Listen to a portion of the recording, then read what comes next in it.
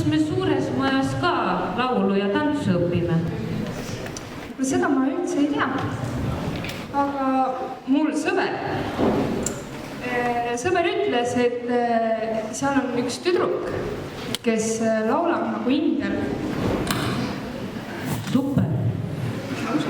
Ausalt.